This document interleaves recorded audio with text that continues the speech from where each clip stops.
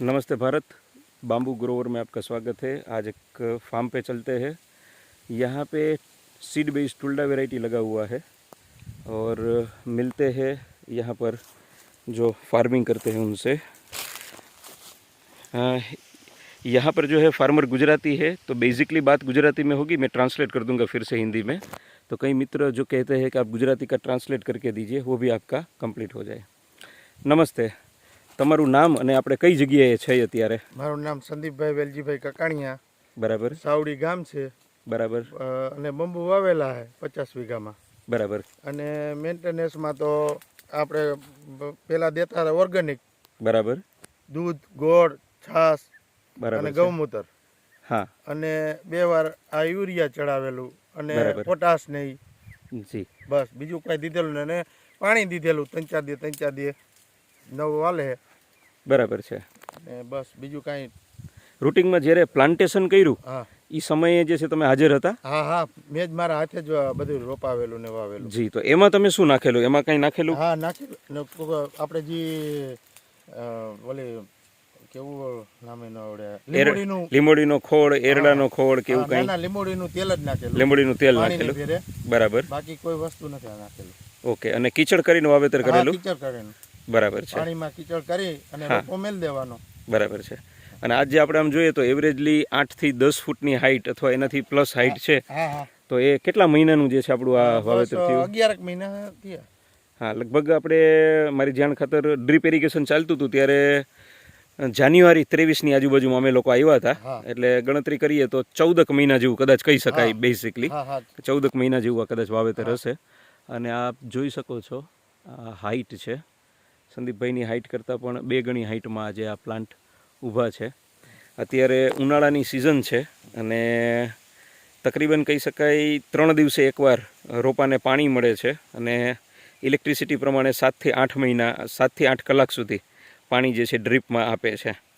13x5નું વાવેતર છે, 50 વીઘાનું વાવેતર છે. અને આમાં તકલીફ આવી હોય કાંઈ બીજી? ના ના, કોઈ તકલીફ નથી. બરાબર છે. અને 50 વીઘા તમે એક જ હેન્ડલ કરી લ્યો છો આખે આખામાં? હા, એક જ હેન્ડલ કરે. તો શરૂઆતમાં જે છે આ ઘાસ કે આ કે તે થતું હોય તો એના માટે શું શું તમે? મશીન એ ઘાસ કાપવાનું અથવા માણા. બરાબર છે. માણાથી 2 વાર સફાઈ કરેલી. બરાબર. આમાં વચ્ચે કંઈ પ્લાન્ટેશન તમે લ્યો છો? કંઈ વાવેતર કરેલું કોઈ વચ્ચે? વાવેતર નહીં. વચ્ચે વાવેતર કરેલું જ કોઈ નથી. વાવેતર નહીં. તો પછી રોટાવેટરથી રોટાવેટરથી એકવાર ફેરવી નાખો એવું થાય ને? બરાબર. એટલે ચોમાસા દરમિયાનમાં જે આપણે ખેડ કરીએ એ ટાઈપની જે છે ખેડ રાબ દાતી કરીને લોટાવેટર મારી દેવાનું. બરાબર એટલે છે. એકદમ ક્લીન.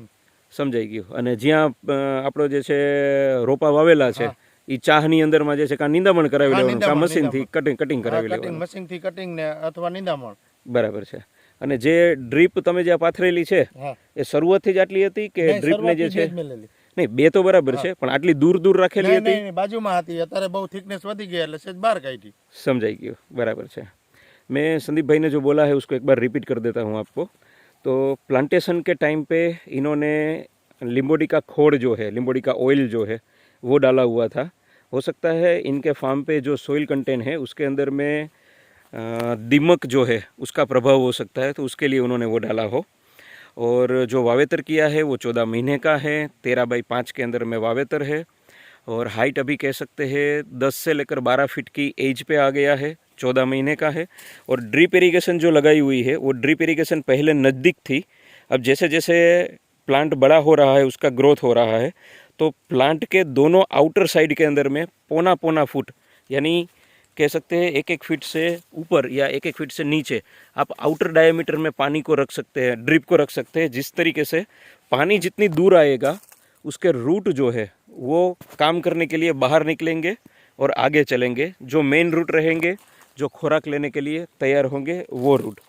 और इसी के अंदर में शू कहवा मांगो છો તમે? बड़ी आगे वो इससे बड़ा आगे है. हाँ, इनका कहना ये है कि वैसे है लैंड सिंगल पॉकेट में, एक ही 50 बीघा के अंदर में, लेकिन सोइल का स्ट्रक्चर 50 बीघे में भी अलग अलग हो सकता है. तो जो पीछे की तरफ की ज़मीन है वो उससे भी ज़्यादा ग्रोथ वाली और हाइट में बढ़िया मटेरियल निकला हो वैसी है. पोल की संख्या, पोल की थिकनेस, पोल की ऊंचाई उसके हिसाब से. और ये जो आप अभी देख रहे हैं ये रूटिंग के अंदर में जो उनका बाकी का हिस्सा है उसके अंदर में है. तो इसी तरीके से आप भी अपने पास कोई बेरर लैंड पड़ी है या एग्रीकल्चर लैंड पड़ी है लेकिन आप वहाँ पर एग्रीकल्चर खुद नहीं कर रहे हो, आपका इनकम सोर्स वहाँ पर नहीं है, तो अपना इनकम सोर्स बनाने के लिए आप भी इसी तरीके से ड्रिप इरिगेशन के साथ में काम कर सकते हैं। और बेसिकली जो ओनर है यहाँ के मनसुख भाई, वो मनसुख भाई 15 दिन में एक बार या 20 दिन में एक बार सिर्फ अपनी मौज के हिसाब से आते हैं। फार्मिंग के हिसाब से उनको कोई टेंशन नहीं है, कोई लेन देन नहीं है। यहाँ पर जो भी संभालते हैं वो संदीप भाई संभालते हैं, बराबर ने संदीप भाई? मनसुख भाई તેના મોજથી ખાલી આવે, બાકી એમને કાંઈ લાગે વળગે એવું કાંઈ જ નહીં, આ વસ્તુ વાલ ફેરવજો અને આ ડ્રીપ નાખાવી દેજો આની અંદરમાં।